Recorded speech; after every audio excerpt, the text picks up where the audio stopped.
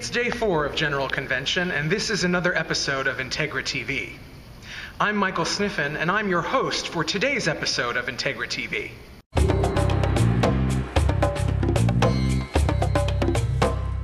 This morning, the Episcopal Women's Caucus presented awards to 2 people who have been longtime and beloved presences at General Conventions. Elizabeth Caton tells us more. The Episcopal Women's Caucus has a triennial breakfast every General Convention. And at that General Convention, we offer 2 awards, the Mary Magdalene Award and the Joseph Award. The Mary Magdalene Award is given to a woman to lift up the ministry of women either in the institutional church or outside the institutional church.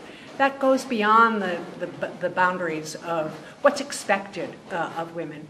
And this morning, I was very pleased to be able to present that award to Mary Miller, who was one of the founding members of the consultation, of which Integrity and the Episcopal Women's Caucus are part.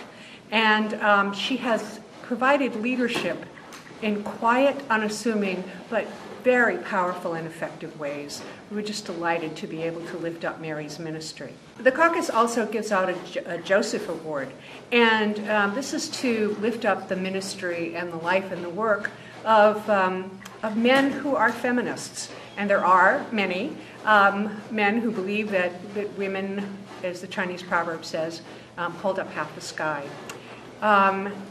We were delighted to be able to honor the life and ministry and work of John Clinton Bradley, who has been for so long a powerful but very quiet force in integrity. The thing that I love most about John, and the reason that we awarded this, is that John understands the interconnection between all the justice issues, and he works very hard in very quiet ways to bring together all of the allies for us to work together for justice.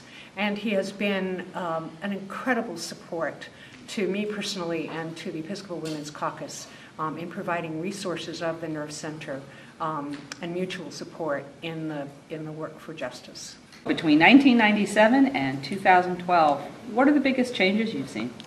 Well, one of the biggest changes is instead of being a half mile or more from the convention center, we're right in the convention center this time.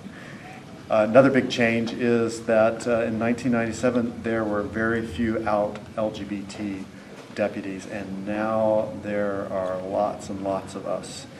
We no longer have to depend on our straight allies to be our advocates. We can be our own advocates. We've been working for change in the Episcopal Church, permanent, real change, and I think we have turned that point here. And now LGBT issues are simply something that we have dealt with and we have moved on. And we have become a more welcoming and inclusive church where everyone can come and be part of God's family, and we can all move together to experience the dream of God. 1973 Louisville, first General Convention that you were full-time at. It's 13 conventions later. What's the biggest change that you've seen? It just flashed through my mind that the biggest change is women in collars. 73 was one of the conventions that turned everything down that led to ordination of women. And I ended up huddling with some women who were later part of the Philadelphia 11 because the plans for that began while convention was still on. I was EPF leadership at that stage of the game, and our big cause for that convention was amnesty for U.S. soldiers in the Vietnam era who had fled to Europe to stay there because they had to spend however long it took in exile. They couldn't come home. They would have been arrested. Ed Browning was bishop in Europe then, and he and I worked on the amnesty resolution long distance, and it failed miserably. And then 3 years later, presiding Bishop Jack Allen let the ordination of women go through and let the amnesty resolution go through. And that was a huge victory. We thank Mary and John for their contributions to the Episcopal Church, both at convention and in all their other work.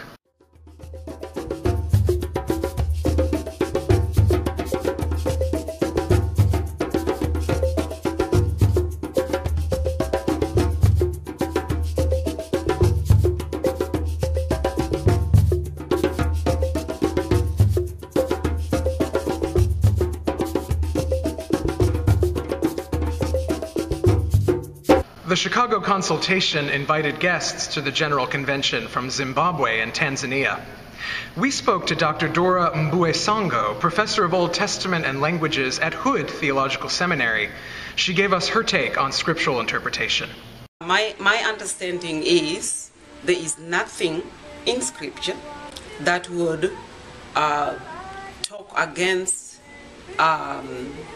LGBT, transgendered persons in any way. Even if there was something that was directly against, we would still be fighting about it just as much as we fought for women to be included, the humanness of women, the humanness of everyone.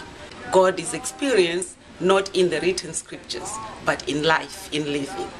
And therefore, all children of God who have been liberated by Christ's act, which is described in Scripture, but is not limited to Scripture. We experience that which has been defined and described in Scripture as what Christ has done for us, to redeem us, to give us a new beginning with God and a relationship with each other in God. If you want more insight and coverage, check out our blog, find us on Facebook, or follow us on Twitter. There's so much going on, and Integrity is committed to covering it. You can find links for all our resources at integrityusa.org. That's it for this edition of IntegriTV. We'll bring you more coverage of the 77th General Convention tomorrow. Be sure to check it out, and thanks for watching.